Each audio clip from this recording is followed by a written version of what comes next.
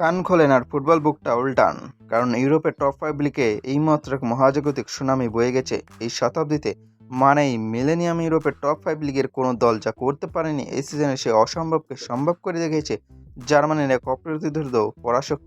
Ladies and gentleman, Vincent কোম্পানির অধীনে এই সিজনে বায়ার্ন মিউনিখ ফুটবল দুনিয়ায় এক আতঙ্কের নাম হয়ে দাঁড়িয়েছে। প্রতিপক্ষের ডিফেন্স ভেঙে গুড়িয়ে দেওয়া, গোলপোস্টে গোলবন্যা বয়ে দেওয়া, এটাই যেন বায়ার্নের এই সিজনের নিত্যদিনের রুটিন।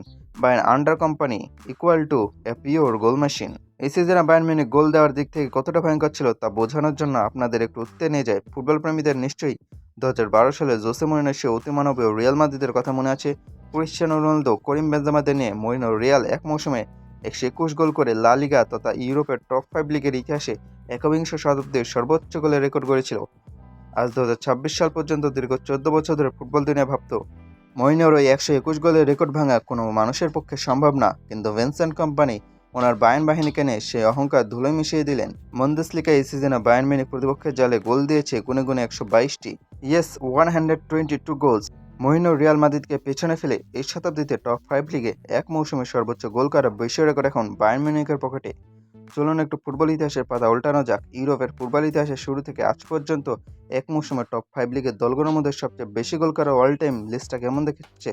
1 নম্বর পজিশন, 47-28 সিজনে ইতালিয়ান ক্লাব তোরিনো করেছিল 125টি গোল, যা আজ থেকে প্রায় 80 বছর আগের প্রাচীন যুগের রেকর্ড। 2 নম্বর পজিশন, এই 25-26 সিজনে এসে ভিনসেন্ট কোম্পানির এফসি বায়ার্ন মিউনিখ করে ফেললো 122টি গোল।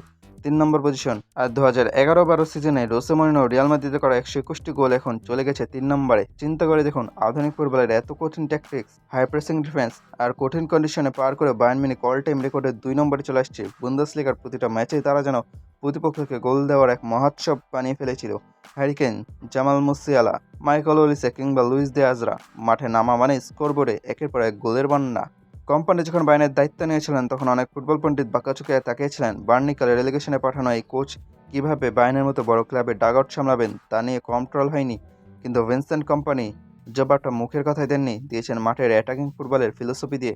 পেপ গার্দিওলার ছাত্র কোম্পানি বায়ার্নকে এমন এক টোটাল ফুটবল খেলাচ্ছেন যেখানে ডিফেন্স থেকে শুরু করে ফরওয়ার্ড লাইন সবাই গোল করায় মেতে উঠেছে। এই আনস্টপেবল বায়ার্নকে থামানোর কোনো অ্যান্টিডট এই সিজনে ইউরোপের কোনো টিমের কাছে ছিল না, শুধুমাত্র লুইস এনরিকের পিএসজি ছাড়া।